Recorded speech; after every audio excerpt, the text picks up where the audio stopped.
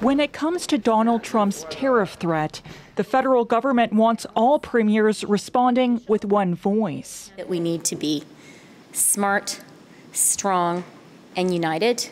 So far, the premiers say they're on Team Canada, but some share the same concerns as the U.S. president-elect. I think everybody was being very direct with the prime minister.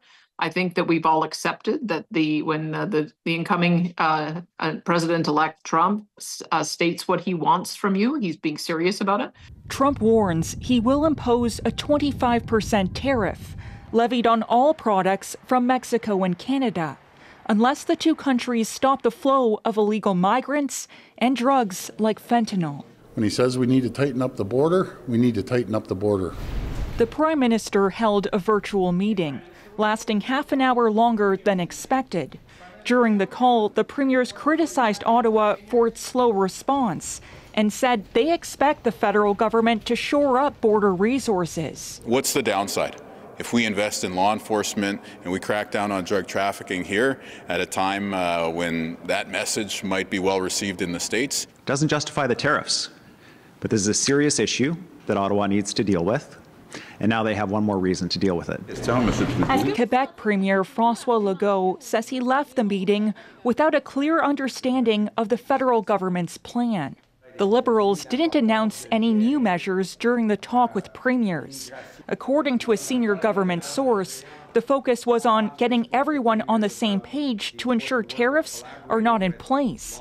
But Ottawa is hinting more action is coming. We believe that there is a circumstance where we can make additional investments to reassure Canadians that all of the measures necessary are in place and will continue to be in place.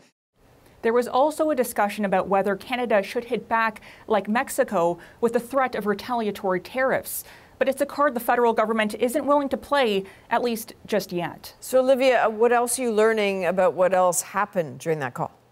Well, I spoke to Alberta Premier Danielle Smith afterwards. She says she expects the federal government to present a robust border policy within pretty short order, and says the provinces are prepared to add more resources to make it happen.